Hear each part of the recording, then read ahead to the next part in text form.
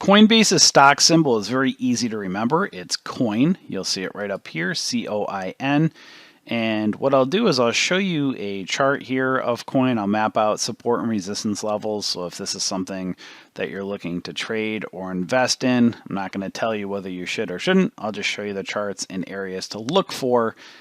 If you're not familiar with support and resistance levels, very, very important when trading or investing. Always make sure you know support, resistance, areas of where to potentially buy and where to potentially sell when you're buying or trading or investing into anything, right? Don't go off of hype or just when somebody says buy something. You want to buy it low, sell it high for profit. So you'll see right here, this is a weekly chart of coin. So what I'll do here is just map out the highs and lows first. So you'll see all-time highs, the 429.54, and right down here, 40.03 is all-time lows. And what you do is you connect as many peaks and valleys as possible when you're doing those support and resistance levels. So whatever's happening currently, look left. Whatever happens in the past affects the future, right? That's what determines those support and resistance levels. So you'll see right over in here, here's kind of a peak. So you'll see these levels when you hit them over here, right? When you press it right here, what happens over here, things are affected by it, right? And kind of over in here, as many peaks and valleys as possible extends out to the future. You see some right down over in here, kind of right over in here, and a little bit right over in here. So why do I show these zones here? Well, because if you're looking to buy or trade coin, if price goes up, you'll see areas of resistance.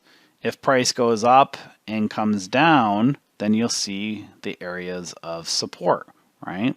And, I can do some angular resistance right over here. Connect this peak right over down in here. So it kind of gives you some ideas of what to look for. So my point being is, when you know those support and resistance levels, that can help you to determine your possible entry, right?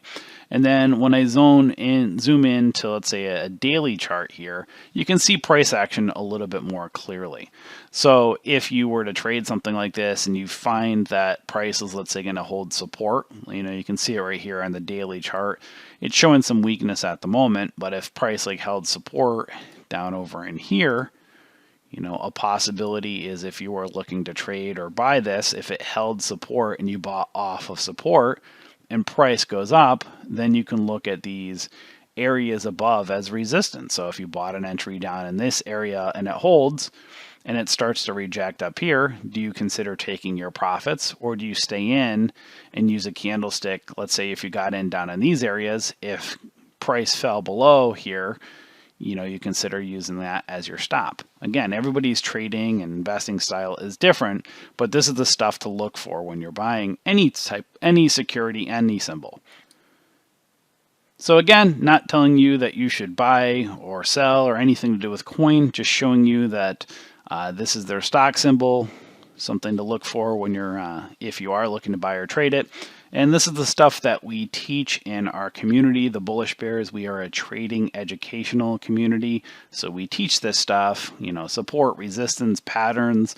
We teach you how to day trade, swing trade, how to invest, not what to invest, but, knowing the technicals. We teach a lot of the technicals because anytime there's buying or selling of any security on the planet, it leaves a clue on the charts. If you understand those clues, then you can understand risk management, entries and exits, and helps you to become a better trader or investor.